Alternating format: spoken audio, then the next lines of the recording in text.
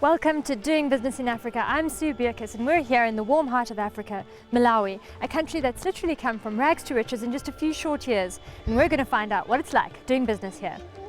Coming up in the show, how Malawi has evolved from a famine-stricken nation to a net food exporter, how the country is trying to diversify from its key cash crop, tobacco. What treasures lie below the surface, the race for Malawi's resources, and why a uranium mine could help solve the country's foreign exchange problems. Telecoms in Malawi, what's driving growth in this sector? Why some of Africa's biggest banks are moving into Malawi.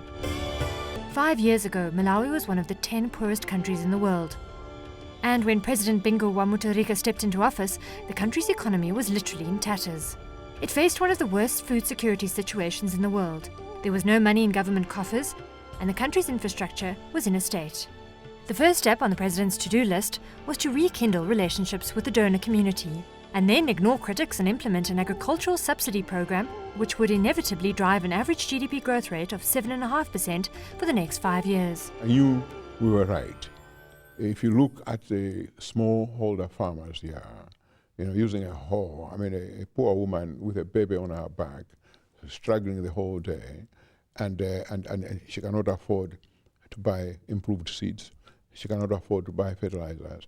In fact, she cannot even afford to buy small improved agricultural implements other than a hoe. And then you come and say, that woman does not need subsidy.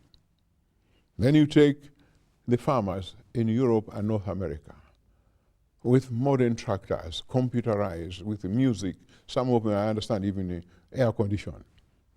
You say they need subsidy, and this woman doesn't. And I said, no, you're not serious. So I said, with or without your support, I'll go ahead and do it anyway.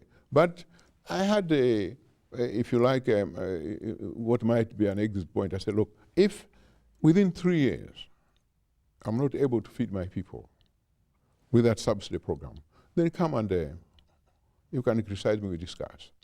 But as it turned out, within 12 months, within a year, we turned things around. Malawi expects to produce 36% more maize this year, creating a surplus of 1.3 million tons. So while its food supplies are secure, the country is over-reliant on tobacco for more than 70% of its foreign exchange earnings. Agriculture alone employs more than 80% of the whole Malawian population.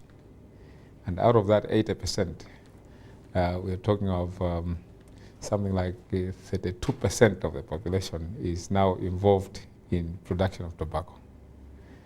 And out of that 32%, 90% is small-scale farmers, the rest being large estates.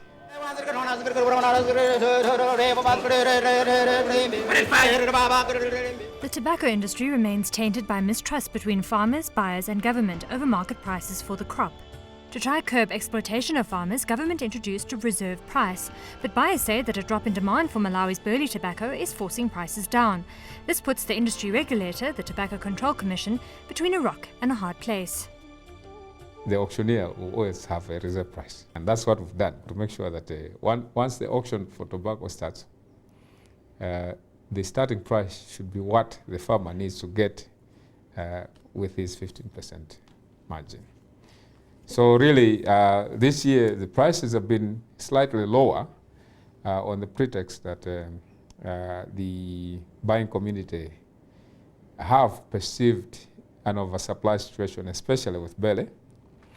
But we're surprised that that oversupply situation doesn't apply to the Virginia flu, and yet they're also paying lower prices than last year.